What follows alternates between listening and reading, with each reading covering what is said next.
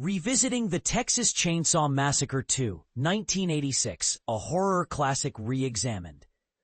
On August 22, 1986, a sequel was released to the iconic horror film that had left an indelible mark on the genre, arriving 12 years after the original. Unlike its predecessor, this sequel faced a mixed critical reception and struggled to make a significant impact at the box office. However, over the years, it has attracted a dedicated cult following. This film stands out as perhaps the most polarizing installment in the Texas Chainsaw franchise, even more so than the fourth entry. Personally, my feelings about it have varied greatly over time. The perspective is key here. Despite being directed by the original visionary behind the first film, the sequel charts a different creative path. It was produced by one of the most unpredictable studios in the industry, introducing a surprising comedic element that overtly contrasts the franchise's horror roots. And yes, I'm definitely exaggerating when I say subtly. The humor is hard to miss.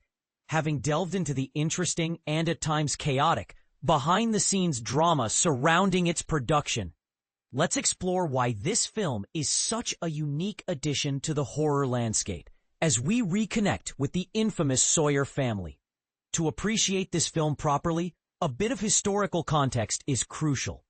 Tobe Hooper was initially intended to serve solely as a producer at the conclusion of his 3-film deal with Cannon Films. However, when the studio found itself unable to secure a director they believed suitable for the project, Hooper found himself stepping back into the director's chair. This deal was notable for birthing other works, such as 1985's Life Force and the Invaders from Mars remake in early 1986. Though he is likely to be remembered for the original 2 Texas Chainsaw films and Poltergeist, Hooper's extensive filmography includes many lesser-known gems. For instance, we here at the channel hold a distinct appreciation for The Mangler, yet Hooper's entire career warrants deeper exploration. Additionally, this film's production journey helped us discover the talents of Bill Moseley, who was given a role after showcasing his short film parody to Hooper, leading to the introduction of the beloved character Chop Top. The narrative of Texas Chainsaw Massacre 2 is relatively straightforward.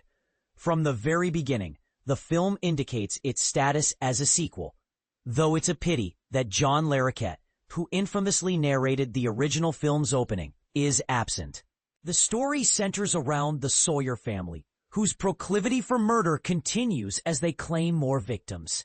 However, what neither the studio executives nor audiences in 1986 anticipated was the film's sharp turn toward black comedy, rather than serving up the relentless horror associated with its predecessor.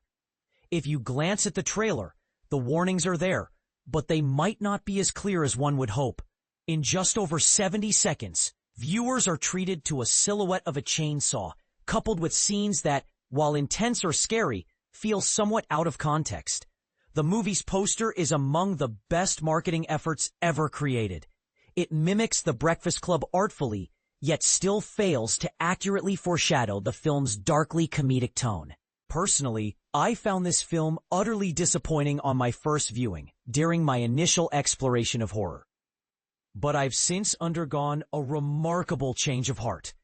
In revisiting it, I've come to appreciate the superb atmosphere, effective special effects, stellar set design, engaging music, and sound that elevate this film into a realm of its own. Let's discuss the film's atmosphere, which undeniably plays a crucial role in shaping the viewing experience. The visual aesthetic strikes an intriguing balance between grime and style. The film employs distinctive color palettes, occasionally reminiscent of giallo films, while still firmly rooted in 1980s sensibilities.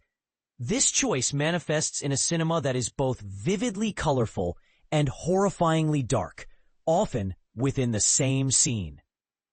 The depiction of the underground slaughter pyramid is masterful, presenting a landscape that feels both vast and claustrophobic, evoking feelings of discomfort and entrapment. I've previously mentioned in my review of Hellbound, Hellraiser 2, how exhilarating the concept of a horror movie maze would be. Imagined wandering through Stretch and LG's radio station, only to find yourself lost in a body-laden underground bunker with the Sawyers.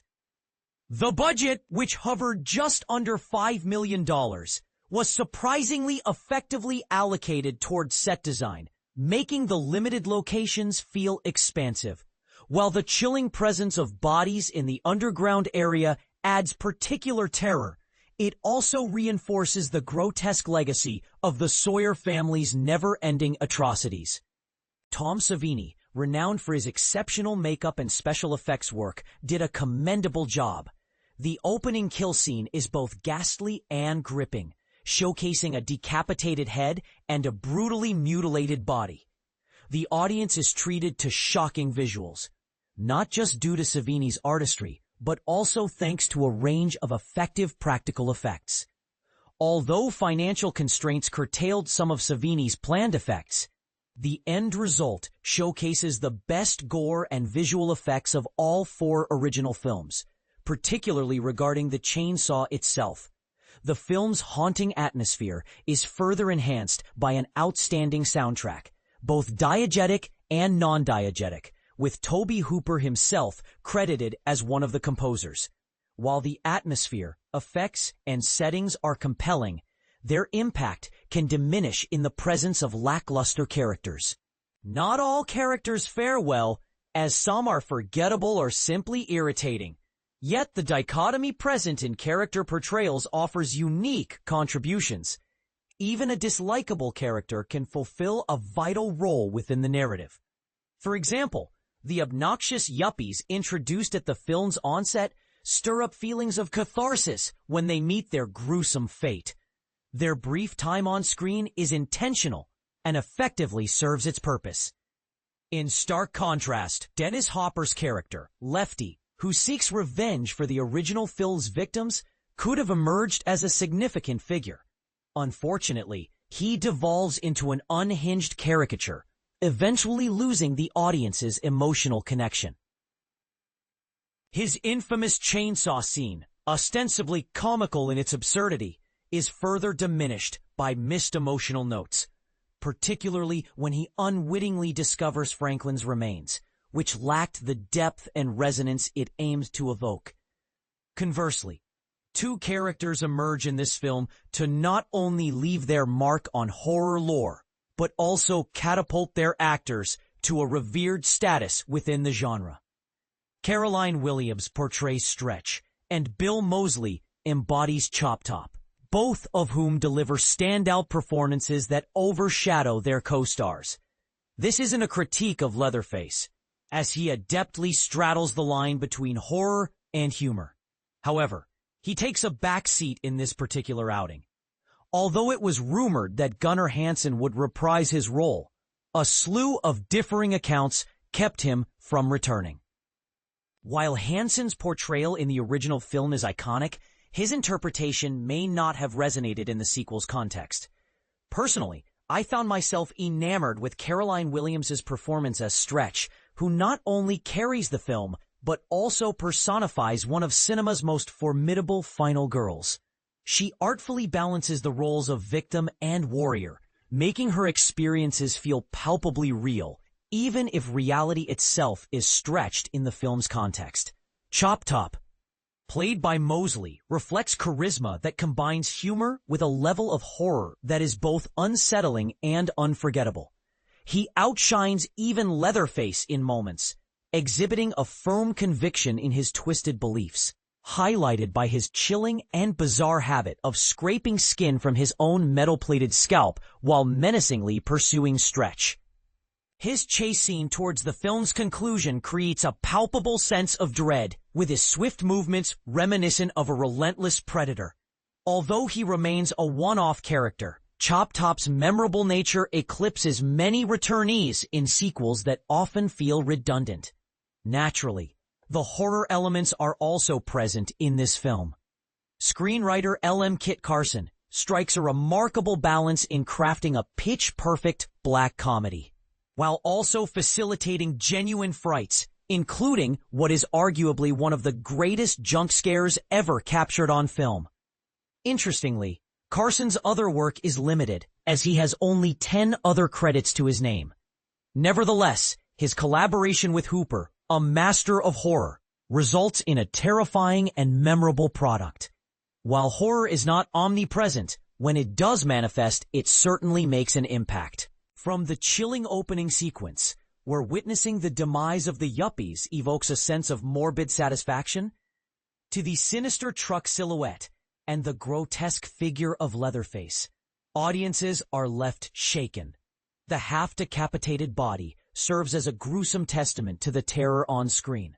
Toward the film's end, scenes of Stretch being relentlessly pursued by both Leatherface and Chop Top add to the tension, with one wielding a chainsaw that feels dangerously close to finding its target. One incredibly memorable segment that I previously disliked during my childhood viewings features the tense radio station scenes. This section displays a masterful art of building tension. Even if you've yet to see this film, it's evident something horrific awaits as time slows down in that space, particularly when Stretch plays a recording of the initial kill, sure to attract unwanted attention. Previously, I was frustrated by the prolonged emphasis on the radio station, but upon reevaluation, I see it as one of the film's strengths. Moments such as Stretch having a chainsaw held to her legs or LG's brutal beating are thrilling. But it's the slower unfolding tension that reigns supreme. The scene where Chop Top lurks in the shadows while eating his scalp with a coat hanger creates a palpable sense of dread, leading to one of the very best jump scares in horror history. Unlike contrived jumps, this moment relies on genuine buildup and impactful delivery, ranking it alongside memorable scares in films like The Exorcist 3. Reflecting on my recent experience with Texas Chainsaw Massacre 2, I feel positively about the film in a way I hadn't connected with previously. Did I overlook these elements in my first viewing? Or has my understanding and appreciation deepened with time? Either way, revisiting this film is undoubtedly worthwhile, and the Vinegar Syndrome 4K edition offers an exceptional way to relish its brilliance, featuring a stunning restoration and numerous engaging special features. I'd love to hear your thoughts on the film, and soon I'll be diving into part 3. Let's see if the saga of the Sawyers continues effectively. For those interested, check out 2 previous installments of Revisited below. And don't forget to visit the Joe Blow Horror Originals channel for even more content, and subscribe while you're at it.